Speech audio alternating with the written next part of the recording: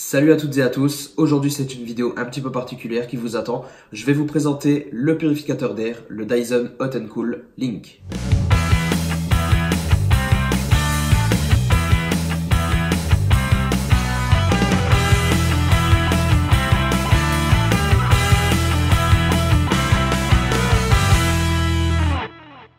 Alors, Dyson nous promet 3 produits en un seul à l'intérieur de cette bête-là.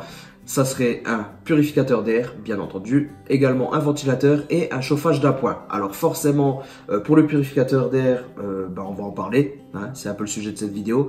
Pour le ventilateur, on va venir très rapidement dessus. C'est un design sans pales, donc breveté chez Dyson. C'est plutôt intéressant, ça fonctionne bien, pourquoi pas.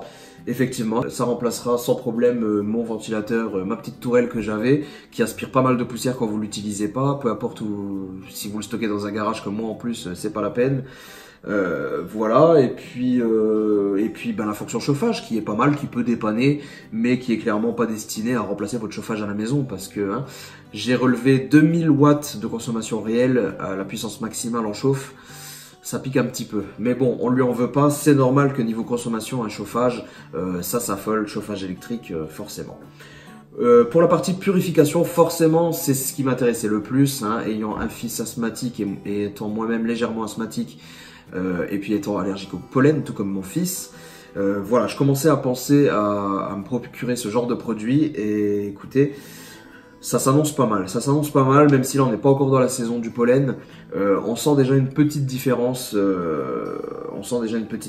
niveau filtration, parce que Dyson nous promet un produit qui filtre 99,8% je crois des particules dans l'air. Donc ça peut être des polluants externes, des polluants, de la pollution urbaine, ça peut être du pollen, ça peut être des virus, même jusqu'à la taille de virus qui pourrait être filtré avec ce filtre et pas intégré dans la machine. Alors je suis même pas venu sur le design de la machine, mais ça mesure pas grand chose, ça fait 67 cm si je me souviens bien. C'est assez imposant quand même, ça trouvera sa place sur un meuble, même si ça paraîtra un peu imposant comparé à votre déco. Mais voilà, il y avait moyen de faire pire. Heureusement, ils ont réussi à contenir un petit peu cela. À savoir qu'il y a aussi un modèle plus grand qui existe à poser directement au sol, qui fait presque 1 mètre. Là, non, on est sur quelque chose d'assez petit. Ça passe à peu près partout. Alors, forme cylindrique, avec ici le filtre EPA qui est caché à l'intérieur, qui se change tous les ans en moyenne si vous partez sur une base de 12 heures d'utilisation par jour toute l'année. Sinon, si vous l'utilisez moins que ça, vous pourrez faire plus longtemps avec. Et si vous l'utilisez plus que ça, vous ferez moins longtemps, forcément. Nous avons une petite télécommande qui est fournie avec, qui se loge juste au-dessus et qui est aimantée. C'est pratique pour pas la perdre. Et puis voilà, niveau design, rien de particulier à vous montrer. Vous avez cette grille, cet aspect titane, même si ça reste entièrement du plastique. Alors la finition couleur titane, ce n'est pas un choix réellement, je l'aurais préféré en blanc, mais c'était la version titane qui était soldée, et mine de rien, 200 € en moins, c'est pas mal. Plein pot, je pense pas que j'aurais été vers ce Dyson, parce que faut savoir que 900 réduction, c'est proposé au prix de 650 €, qui me paraissent un petit peu cher quand même, parce que ce n'est pas le meilleur sur le marché. Ce n'est pas le meilleur en termes de filtration brute, ce n'est pas le meilleur sur le marché. Mais voilà, on va faire juste un petit tour. Je vous montre également la filtration EPA. Donc il y a 2 petits loquets sur le côté que je vous montre ici. Hop, il y a 2 petits boutons. Vous appuyez et hop, vous arrivez à sortir la grille. Et ici, vous avez directement le filtre EPA que vous pouvez sortir et remplacer assez facilement. Hop là, pareil pour remettre le cache. Alors, je vous disais à l'instant, le Dyson n'est pas le meilleur en termes de filtration comparé à certains de ses concurrents. Il y en a 2 qui le dépassent. Dans les tests que j'ai pu lire sur les numériques, allez sur le site, vous verrez, ça peut beaucoup vous aiguiller. Moi, ça m'a beaucoup aidé pour me décider. En attendant, voilà, j'avais pu voir qu'un Dirt Devil arrivait à atteindre des scores totalement dingues de 95% de filtration clean dans une pièce. Le Dyson n'arrive pas à dépasser les 93% de filtration en 1 heure de temps et à puissance maximale. Mais 93% c'est déjà très très bien. Et je pense que la différence se sentira déjà nettement lors des phases de pollinisation qu'on va avoir le droit d'ici quelques mois. Alors peut-être que ce n'était pas le meilleur en termes de rendement pur et dur, mais c'est clairement le plus complet. Parce que j'ai oublié de vous le dire, mais il y a aussi une application, il est entièrement connectable, ce petit purificateur, connectable en Wi-Fi et connectable en domotique. Donc vous pouvez le relier à une Amazon Alexa, à un Google Home, malheureusement pas à un Apple HomePod. Mais voilà, il y a une application à télécharger, vous avez un réel suivi, là où les autres purificateurs, vous restez un peu dans le flou, vous ne savez pas trop sur quoi ce purificateur s'appuie. Il va simplement, certains ont un petit témoin lumineux qui va passer au bleu quand tout va bien, qui va passer au vert quand c'est bon mais sans plus, qui va passer au rouge quand ça va pas. Mais vous ne savez pas vraiment sur quoi il s'appuie. Là avec Dyson vous avez du concret, vous avez une application, vous avez des graphiques. Tout ça, on va le découvrir ensemble, mais déjà peut-être avant de vous parler de l'application, on va faire un petit peu le tour de la télécommande déjà pour que vous puissiez voir un peu ce qu'on peut faire avec. Voilà, alors vous avez une télécommande plutôt sympa, comme je vous l'avais dit elle est aimantée et elle peut se mettre sur la base en haut, c'est pas mal pour ne pas la perdre. Tout est accessible sur cette télécommande, vous pouvez directement l'allumer, régler la vitesse ici, voilà je vais mettre sur 1 comme ça, vous l'entendez pas trop, ça c'est pour la vitesse, ça c'est pour la fonction chauffage, pour régler la vitesse également, plus ou moins, ça c'est la version refroidissement, enfin du moins c'est pas réellement un refroidissement mais bon, simplement la ventilation. Vous avez également la possibilité de faire pivoter l'appareil, comme ceci, avec cette touche. Vous voyez, maintenant il s'est mis à pivoter. Et on va le restopper une fois qu'il sera en face de moi. Et hop là, ça suffit. Ensuite, vous avez un mode automatique qui est très intéressant. Pour laisser tourner 24 heures sur 24, vous mettez ce mode automatique et il va réguler en fonction de l'air ambiant, donc facilement monter, descendre. Par exemple, si la filtration est bonne, il va tourner à 3 ou 4 simplement, et il sera quasiment inaudible et se fera très bien oublier dans un séjour. Par contre, si il en ressent le besoin, si vous êtes en train de cuisiner, si vous avez ouvert les fenêtres et que c'est fort pollué, etc., il va réguler tout seul son niveau et augmenter, passer à 6, 7, 8, 9 selon ses besoins. Et ça, c'est vraiment pratique. Ensuite, vous avez ici pour régler le flux d'air. Vous avez autant la fonction individuelle qui vous permet vraiment d'avoir un petit flux d'air qui va vraiment être sur une seule personne et pas embêter les autres. Ou alors le mode diffusion large qui va vraiment créer une espèce d'ambiance, de courant d'air dans la pièce et à diffuser de manière beaucoup plus large l'air autour de lui. La fonction minuterie pour pouvoir couper avec un timer directement l'appareil. Et la fonction nuit qui va mettre par défaut la vitesse à 4 pour que ça soit relativement silencieux. Et réduire l'affichage pour qu'il soit vraiment réglé au minimum et qu'il soit quasiment imperceptible dans le noir. À savoir que même quand vous passez en mode nuit, vous pouvez réduire encore la vitesse si jamais le 4 vous l'entendez quand même. C'est d'ailleurs mon cas, j'ai essayé de le laisser tourner une nuit pour voir et je l'ai passé sur 3 et là à partir de 3 ça m'a plus dérangé. Je pense même que certaines personnes le descendront à 2 mais voilà, tout dépend si vous comptez l'utiliser dans une chambre également ou voilà, dans une chambre d'enfant par exemple.